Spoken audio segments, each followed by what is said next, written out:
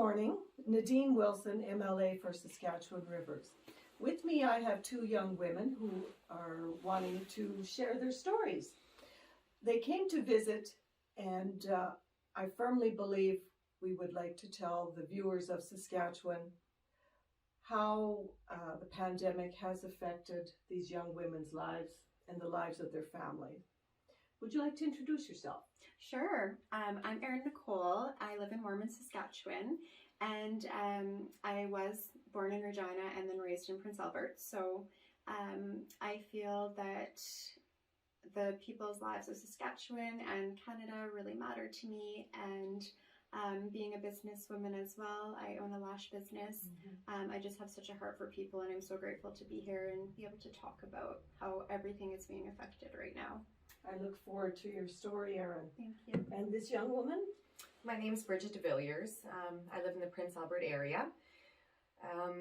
I think part of the reason why I wanted to talk about how the pandemic has affected me is because the City of Prince Albert has gone above and beyond the recommendations of the Saskatchewan government. We're at the point now where we will now have children ages 5 and older that are going to be requiring vaccine passports to enter any of the city facilities.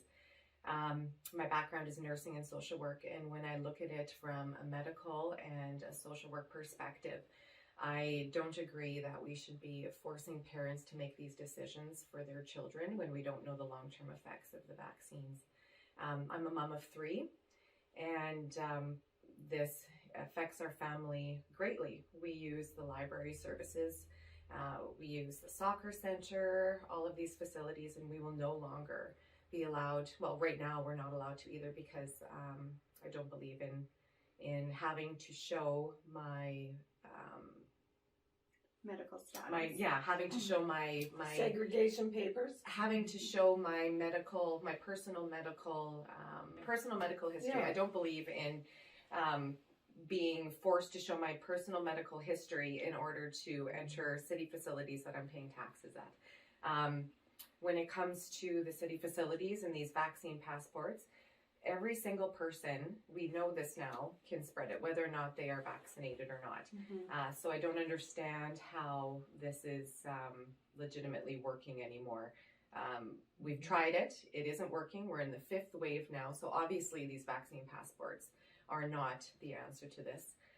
So I think we need to have some more discussions and have better leadership in the City of Prince Albert and Saskatchewan in general on ways that we can combat this pandemic and also be able to move forward and towards living lives that are healthy and holistic in every way, and not just, I think, hyper focusing on one issue actually causes a detriment in other areas. For example, mental health, like having to think about that every day. Am I able to go to this facility? Am I able to do this with my children? The pressure being put on people is unfair. And you were talking about mental health and how it's affected yourself, your family, your community, and how can we move forward and heal? I know the government and the media has created this rift of society, and we're not meant to be like that. No. We're meant to be happy, in light. unison, yeah. Yes. And I feel that We all sit at the table of humanity. exactly, and we all have a voice, and we all are created uniquely to have a specific purpose, and to be able to actually fulfill that purpose. You cannot be suppressed, and you cannot be oppressed and told that your inner guidance and your connection with God and where you're being guided as to what is right and what is wrong, that another human being is going to take authority over that and to dominate you and to tell you that you're going to have to just obey, is actually completely, I can't even explain the feeling that I have. I'm completely abhorred from it. I don't know if that's the right word, but I just, it's breaking someone's spirit. It's taking away, and when you break someone's spirit, you break a piece of them. And we are not just, like you were saying, a physical person. We're spiritual, we're emotional. We have other needs besides just hyper-focusing on one part of our human experience. because anytime you hyper focus on one part of anything, everything else falls to the wayside, and it can destroy everything else. Like if I was parenting my child and my child was experiencing one issue, and then I stopped feeding that child, and then I stopped like giving that child an adequate place to sleep, but I just focused on the one issue that was happening and just said, you have to take this medicine, you have to do this, and I was just completely imbalanced. Do you think that it would really help that child heal? Like that's what's happening to us as a whole. Yeah, this pandemic is turning into a mental health crisis. Is what's happening. Yeah, this isn't a pandemic anymore of COVID. No. We know that the new variants that are coming out are less severe. When you look at the hospital cases and how many people are actually in hospital compared to the amount of cases that are out there, it's not adding up to the hype and the damage, what we're doing to our children, what we're doing to each other, families in general, seniors. You've got seniors who they want to go out and have a cup of coffee. That's their weekly enjoyment, is getting together, and they can't do that anymore if they don't choose to. So what happens to a human being when a human is isolated and when they're taken out of society? What are the studies on that? Like how does that affect your immune system? How does social isolation affect your immune system? How does mental health affect your immune system? There's other factors that affect how our body is able to fight any kind of virus or any kind of illness.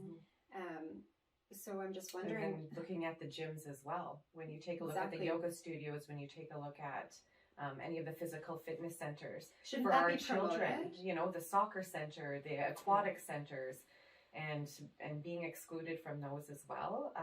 I would think the whole being, emotional and physical, we should look at in a positive light. Exactly. And perhaps the government is not seeing the whole picture, or has not got sometimes the when you start to accurate just information. act out of a place of fear, it's usually irrational to an extent, because if somebody is breaking into my house and I'm just going to instantly react and I'm going to just do whatever my instinct says in that moment. But then if I just kept doing that, that's called PTSD.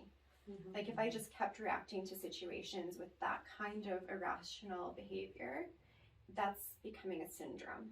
And that's actually going to start to affect my relationships and everything else I try to do going forward. But at some point you have to take a step back and realize what's actually going on. What are the facts? What is actually happening? And where are the actual issues? Because when the entire world is continually being put through a cycle of isolate, okay, now you can come out, isolate, okay, now you can come out, you might not have a business tomorrow. What kind of hormones are being released in our bodies that can affect our health in the long term? Keeping you off balance. Right? Yeah. We're in constant fight or flight, or flight. So what kind of leadership is leading us into that each time? Like, leadership is supposed to take you through situations in a confident manner that actually benefits people. It's not supposed to cause other issues to come up as a result of the way that the situation is being dealt with. So what would you tell the government today, Erin? Do you have any solutions? What comes to mind right away? I think looking at this from a holistic perspective. And I think also with the pharmacology, we need to move away from thinking that vaccines is the only way that's going to fix this. And like you said, holistically, we need to look at the person as a whole. What I would like to see is the early interventions. There's been studies after studies of showing what happens when you give high doses of vitamin C, D, zinc, quercetin. And what you're saying now is just coming to me is where are the open discussions and why are there people being silenced? Because whenever, to me, if there's information is just neutral. Facts are neutral. Such as Dr. Peter McCullough. Yes. His studies and his peer reviews, he's had 30 papers on this subject. Why are we not talking to him? Exactly. Why is it not an open board discussion? And that's where a lot of these professionals are being silenced. They're scared of being reprimanded for coming out and saying these But things. is that not a red flag? Definitely. I would think so. You know, like if I was in a relationship with someone and they just kept, there was these people from their past and they said, you know, like don't talk to any of them, like they're all horrible, they did all these things to me, and each time a new one popped up and they, you know, maybe tried to reach out to me to say something, oh no, that person did this to me. After a while, maybe you have to question, why is everybody around this person being silenced? Is there something I'm missing, like some kind of truth that I should know It's like an to protect me? abusive relationship. Yeah, exactly. Mhm. Because truth is truth, and truth doesn't have fear because it has nothing to, it's true. You can't disprove it.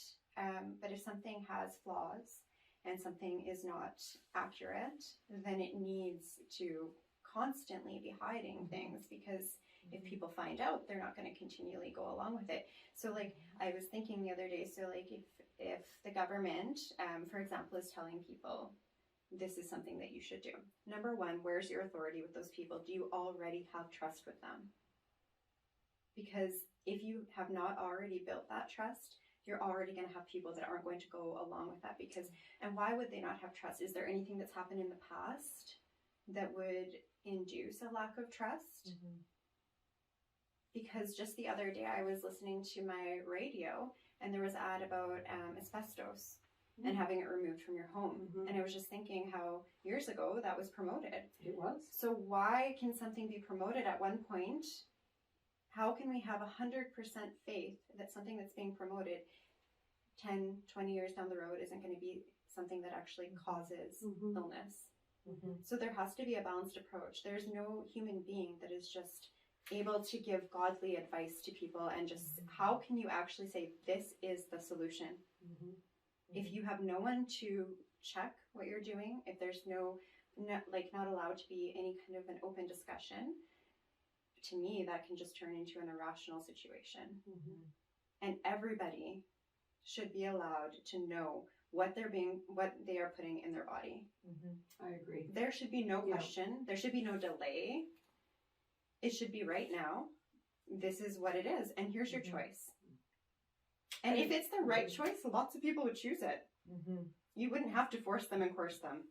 If I have a risk of a grave illness, and you come to me and you show me the actual statistics and the actual facts, and then you show me this medication will help you, and here's the actual information, here's your true risks, then I would be able to use my intelligence that has been given to me, and I would be able to make a logical decision.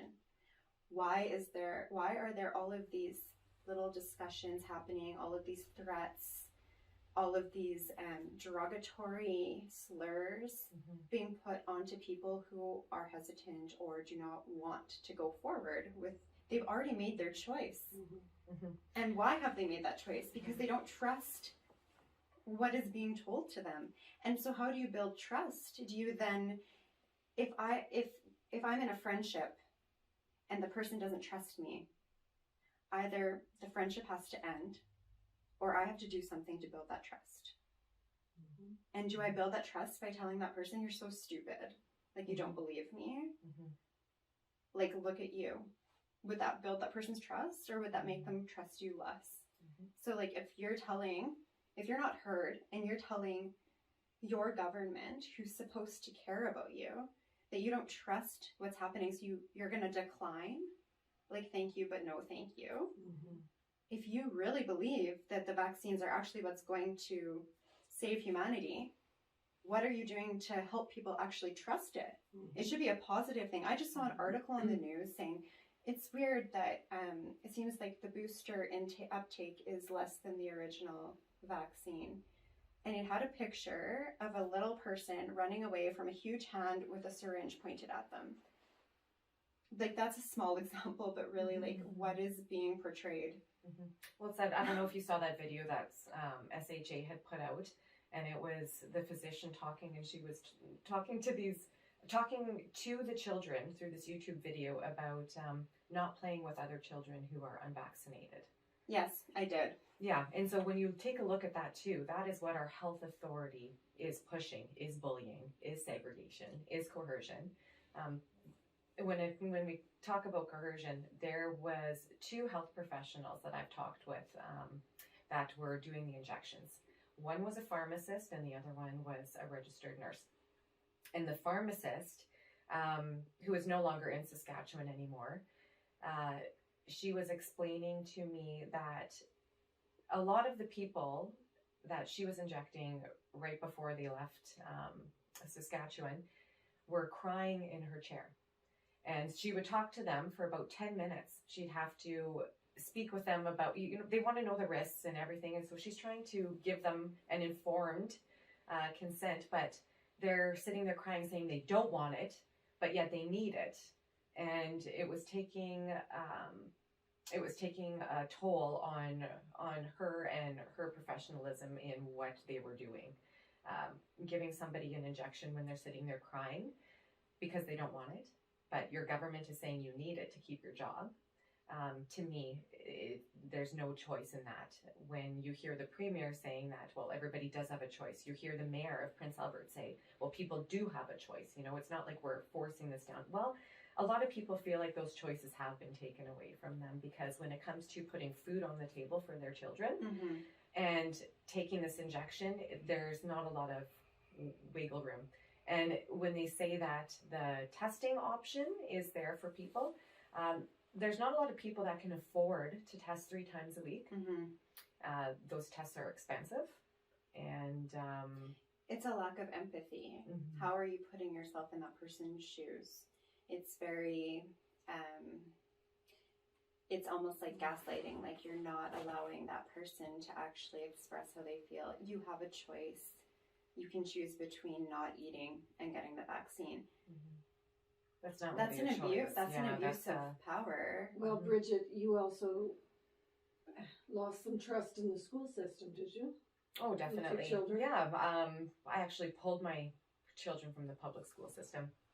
I decided that, academically, they were behind. And I understand everybody keeps saying, well, all of the children are behind and that, they will catch up. But I feel like the online schooling and the isolations weren't working anymore when it came to making sure that they had a proper education. Not at all. Yeah.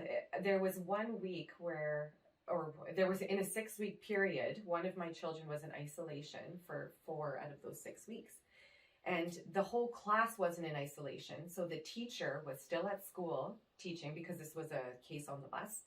And so the teacher was still at school, and my daughter was supposed to be, who at the time was 7 years old, was supposed to be doing her schoolwork at home for those 2 weeks on her own without any guidance from the teacher. And those are pivotal years. What grade was she in at that point? She was in grade 2. Yeah. She's in grade 3 this year. But I realized too, for her, she hasn't had a regular school year since kindergarten. Neither, yeah. Like, that to me that's crazy to think that she hasn't experienced, and that's not even a regular, that was every other day. So she's never experienced a full-time school year. Neither and has she's Nadia. Yeah. No. And so I decided that when it came to talking to them about masks and masking them during phys ed, I felt like I was just met with no sort of just conversation. Was, this is what it is, this is what our chief medical health officer said, and this is the way that we're following it. And there wasn't a discussion on, well, maybe this doesn't really make sense. I just want to say about the bus case, how my children went on isolation for 2 weeks. My children got on the bus and they sit in the very back seat of the bus, furthest back seat. And there ended up being a case on the bus. And so I called the bus driver and asked where this person sat on the bus compared to my children. They sat about 12 feet away from my children. Like I said, my children are the first ones on in the morning, last ones off. So this student never walked past my children. Not in the same classroom. No, he was a transfer. He went off to the high school. So they had no interaction other than sitting on the bus together. And they said, well, they shared the same airspace. I said, okay, but when you look at... Sorry. Yeah, they shared the same airspace. But when you look at if you were to fly on an airplane with somebody, at the time, the protocols or the policies was that you don't have to self-isolate unless you are within 6 feet of somebody who's a confirmed case. So this person, the student, was double. Hence They were social 12. distancing. Right. And so when I talked to the principal about this, as well as the superintendent, they just said, no, these are the policies and this is the way it is. Instead of looking at this is a case by case. So now, instead of taking the first 2 seats in front of the bus of this person and the first 2 seats behind and just affecting those students during that time, you affected so many more families, so many more students. And so what are the implications of that on each of those individuals, right? Exactly. And how does that go out into the community? You've got the economics that are, the businesses that It are sounds affected like in there's a that. lack of common sense and unity Right. of how to approach this. Yeah. And discussion. They don't want to hear it, is what I found. Exactly. And so there's people fact checking on social media if somebody's actually doing research and shares something that goes contrary to the narrative that's being promoted. But the people who are actually allowed to speak aren't allowed to be questioned. So then that's where you get somebody saying, well, this is, if you ask someone, well, why are we doing this? Because I was told. Yes, this is my policy from somebody who's higher up. And it's always put off to somebody else. Right. Well, And they told me to do this. Well, it's someone else. It's not me that can. Right. You have to talk to somebody else. But do you know why you're doing this? Because in the end, we're all human beings who have a decision to make. And we all have the ability to use our integrity and choose what is the right choice in this moment. Does this information make sense? Would I do something that's going to harm myself or others just because somebody with some type of authority told me to? At some point, where is it? Where is the moral obligation? And the authority is conflicting information as well. Exactly. At that time, I had called 811 in Prince Albert. And the number of calling the 811, or public health, sorry, and public health said to call 811. So I called 811 and described, just for instance, this bus situation and said, this is where my children were in vicinity to this COVID case. She said, no, they should be self-monitoring. Okay, thank you. Call the public health, but they say you need to call the public health in Prince Albert, which then refers you again back to 811. So I spoke to 2 public health nurses, and also who both said that my children should be self-monitoring, not self-isolating, and also relayed that to the principal and the superintendent. And no, this blanket letter that was sent out to the whole bus superseded what 811 was saying. So you have our public health department here, but you have the public health department that is advising all of Saskatchewan, which we're not working together as well, telling different stories. So I think a lot of people have lost trust in what is the right thing to do. Yeah. Because we have got so much information that just... And how can you expect people to go along with your decision if they're receiving conflicted information and then punish them for not trusting it? Now, earlier, Brigett, you were telling me about your 7-year-old daughter. Over Christmas time, she was drawing a picture with the mask. Can you describe some of that, those details? Yeah, I mean, when we talk about the mental health with the children and the impact that we've caused for this next generation, my daughter had drew a picture of Jesus on the cross, and he had this thing covering his face, and I thought, is that a beard or is that a mask? And so I asked her. I said, what do you mean? Like, I said, is that his beard? And she said, no, it's a mask. And I said, you drew a mask on Jesus? And she yeah. And it was just kind of like matter of fact. Like everyone wears like a mask. Of course he would have a mask. Yeah. And I just said, why did you draw it on him? And she said, oh, I don't know. And then she kind of skipped off, and that was the end of the conversation. But that really kind of made me realize that this next generation that we are raising, to them, this is their normal. Yeah. This is normal to have masks. And they're trying to process it. Yeah. But we are causing damage in doing this. You have got children who are going to have speech delays. I was going to say, and even being able to read emotion. Right, Yes. right. Which helps you have a healthy life. Yeah, and look at the development of where they're learning to see how the words are formed. They're learning the facial expressions. So we've got that, those delays. I also came across a study the other day where they were talking about this next generation. They did IQ tests on some children now versus pre-pandemic, and the IQs of the children now are 22 points lower. Their IQ points are 22 points lower than what they were pre-pandemic. So I'm not quite sure exactly why that is. Is it our education system? Is it because we've isolated a lot of them and they only have that socialization of their mom and their dad who are busy on their laptops doing their remote work? Exactly, they're not able to engage. And these children are sitting there and they're not being socialized, and they're not doing the. But these are the questions I have. If you're going to have a conversation with somebody and it's honest, you're going to be able to, have those things brought up, right? And you're going to actually feel like you received the information that you need to make an informed decision. When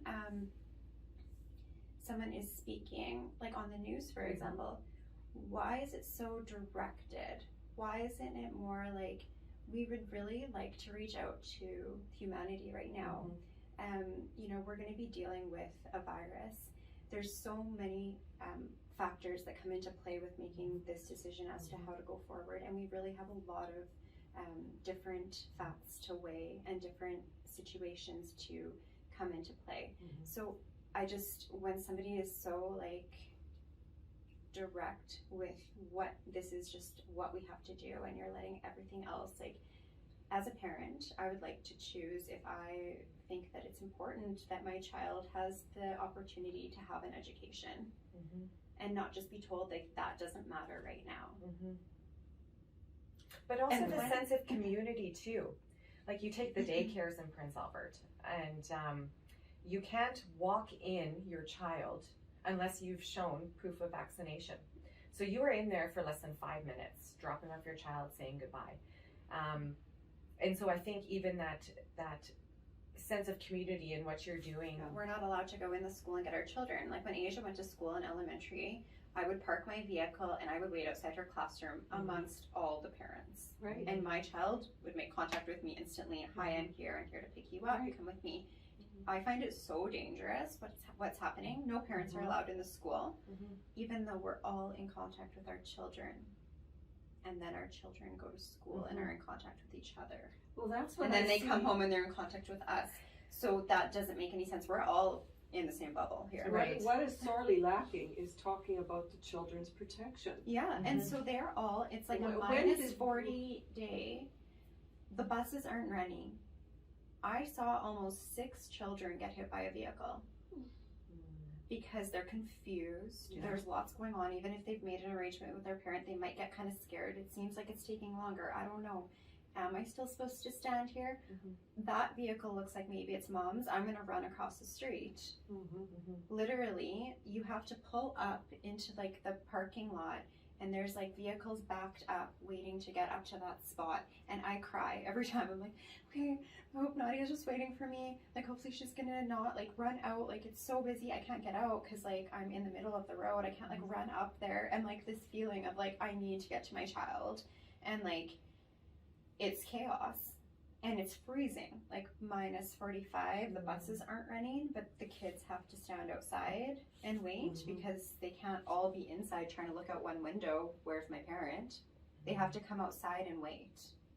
So like, how is that safe? And like, I literally had to go like this to someone coming this way because I saw a child coming out and I stopped and he was still going, and I had to be like, but like, what if he didn't see me? Like, I'm thinking like, he's gonna see my movement. What would you like the government to change if they were able to wave their magic wand today and change direction of the solutions of the pandemic? What do you see could be done? Well, I think just taking into consideration the actual facts, is this actually an emergency anymore?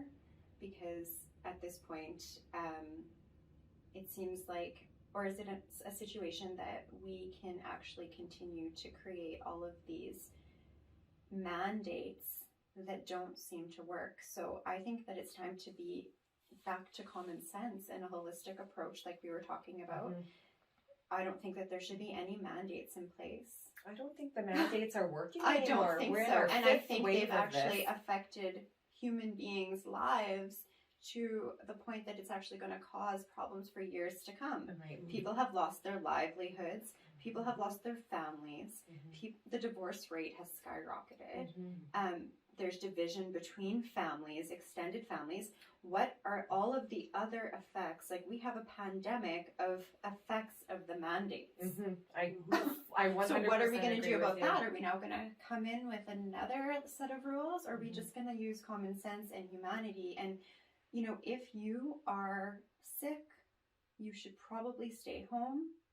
If somebody has a compromised immune system, they should probably, you know, at this time or anytime through like flu and cold season, take more measures, you know, and their family members would know that. And if the vaccine stopped people from transmitting the virus, I would understand to some extent, but it doesn't. So there shouldn't be any passport. What is the actual reason for the passport? When everybody can catch it and everybody can pass it along. Yeah, like that's whether or not of your vaccination status. So it doesn't. We know that now. Exactly. So why is there a passport? What is the reason That's a for good that? I question would to like ask. to know what is the actual long-term goal here. Like, when does it end? Because it seems like, to me, there's a new variant all the time, and actually at an accelerating pace. If you just look at normal viruses, there's hundreds of variants of the flu. There's hundreds of variants of the cold. So if we were consistently obsessed about it and testing all the time, we would always have been doing this. And one thing with the testing that I've always questioned and never have got a straight answer about is natural immunity. For somebody who's caught it and has those antibodies, we know for at least 90 days those antibodies are in their body. So they will not get COVID within that 90-day period. Why can those people not be using that to get into these places as well? Because actually they're the ones who wouldn't catch it at all. They're the ones, they're the safe ones. They're the ones that we know for a fact will not, because there hasn't been any cases. And there was actually an article that came out in the CTV News about Omicron, and it was saying, is natural immunity actually, like something like actually the answer to Omicron? Does it actually improve your immunity? And it was saying that it did.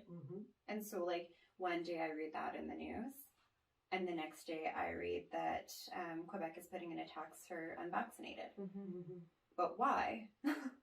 If you are unvaccinated and you have natural immunity, why do you need a vaccine? Doesn't make sense, does it? No, it's not logical. And that, Brigett, what would you like to say to the government for solutions? oh, I think we need to do better. I was going to say that too. We It's need time to do better as a it's time society. It's been 2 years. Yeah. What happened to 2 weeks to flatten the curve? Exactly. It's time to reevaluate. Yeah. We are heading into a mental health crisis if we're not already there. I think the damage that we're doing to the next generation of children, when we talked about the children previously and, you know, the safety of the children, I know somebody that was unable to attend their children's soccer games, and so this young child would go in to the soccer center by themselves, and she would have to wait outside in the parking lot and pick them up. And so to me, you are leaving that door wide open for child predators.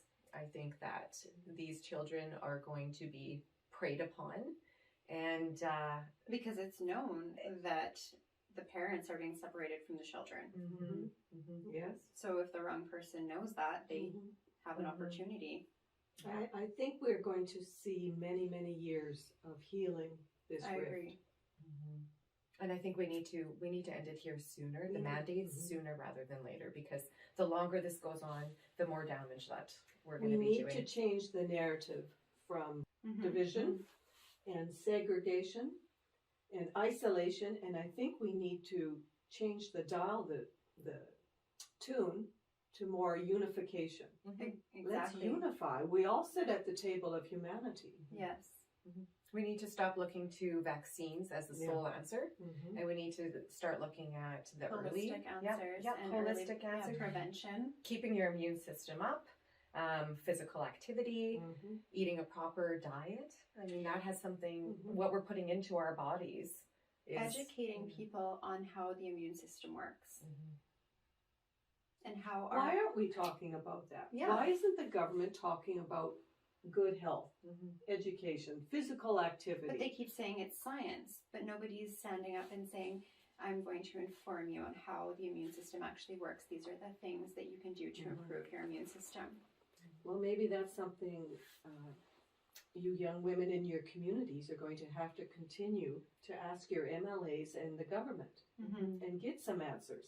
Yeah, exactly. And that is something that I would say to everybody who is concerned with the direction that our province is going is write your government elected officials, write your city councillors, write your mayor, write your MLAs, write your Exactly. MPs. You have a voice and it makes a difference. And the more Mhm. that they realize there's people out there who have these other ideas and that aren't necessarily happy with the narrative and the way that our province is going, then I think the better chance we have of coming together again and unifying, like you say.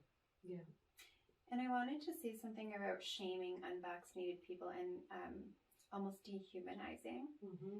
I know a lot of people who are not vaccinated and have concerns, and not one of them have selfish motives. They've actually lost a lot of personal, they've lost livelihoods, they've lost friends, they've lost all kinds of things that they have worked hard for in their life. I don't think somebody would lose that over just trying to be selfish, and they're actually concerned. Mm-hmm. They're deeply concerned Yeah. about the direction that we're going in. They're so concerned that they're willing to sacrifice things in their personal lives that they've worked hard for. And the term anti-vaxxer, I have a very strong issue with that. Most people who have chosen not to get this vaccine have did it for various reasons, whether they have a medical reason that they haven't been able to get a medical exemption because the physicians in our province have been told by the college that there's only a certain amount of things that will make them exempt. So, Erin, what were you going to say now about ethics? Well, I just was trying to say, like, at what point does something become unethical? Like, at what point do we draw a line in the sand and where morals and ethics become important again? My heart was, as a mother, as a woman, just as a human being, was completely broken when I saw shared just the other day that there was a family being thrown out of the Ronald McDonald House in Kelowna. Putting undue hardship onto families that are already broken, that are already at the worst imaginable place, is completely inhumane. My heart is so broken for that family that was a position that they were put into, especially because it's already been said that whether you're vaccinated or you're not vaccinated, you can catch, and you can, somebody else can catch the virus from you. You can transmit it. So what is the reasoning? What is the actual reason that families in that kind of a vulnerable position, and it wasn't only the parents that were being forced to vaccinate, it's also the children. So, like, I can imagine as a parent, if I have questions and concerns about the vaccine and my child is already in a vulnerable place, to be put into a place where either we can stay here or I have to leave, and if we stay, I have to administer this injection into my child that I am not comfortable with. Like, I just, on every level, find that extremely unethical. But then, I think we've discussed this before. We just talked about And this. the way it wasn't my faith in humanity was restored. When you look at the GoFundMe page that was set up and how many people supported this family and believe that what has happened to them is wrong. Exactly. That does give me hope. We that know as human things- beings that that's not ethical. Right. Exactly. Yeah. And I'm sure that when implementing something like that, there are heartstrings that are being tugged at, you know, and I don't know what's happening in that position and what's being told to people and how the reasoning as to why that's happening. But I think that we all know that that's completely unethical. Well, Erin, I have faith in humanity, and I do know too. this is going to be a dark time in history, but some good will rise up, and we will start fresh. I believe so. And I think that there is the spiritual side that, you know, anytime when you look at something that's gone on the wrong track in the trajectory of human history, I feel that good always outweighs evil. And I have faith that, you know, God is looking out for us as well. So there's faith, and there's definitely hope. Yeah, I think we're at the time in history where a lot of our systems, healthcare, education, our social services systems, those systems are no longer working. And I do believe that we are at a time where these systems need to be revamped. Exactly. And this may be the perfect opportunity for things to be looked at. Yeah, and, from a new perspective. From a new perspective. Exactly. Yes. Well said. Well, I think you young women are very strong because you have concerns about your family, your immediate family, and your children. And of course, that's what mama bears do. They protect their babies. Exactly. And I think you're both very brave young women for continuing to voice your opinions. Thank you. And the government needs more solutions. They need more tools in their toolbox to get through this. And they have to understand that there are different opinions. And both you young women have some very, very brilliant thought pattern of how can we get through this and be unified. So I thank you both for being here today and sharing your stories. And I hope our viewers will continue to watch and share their stories with us. Thank you for watching today.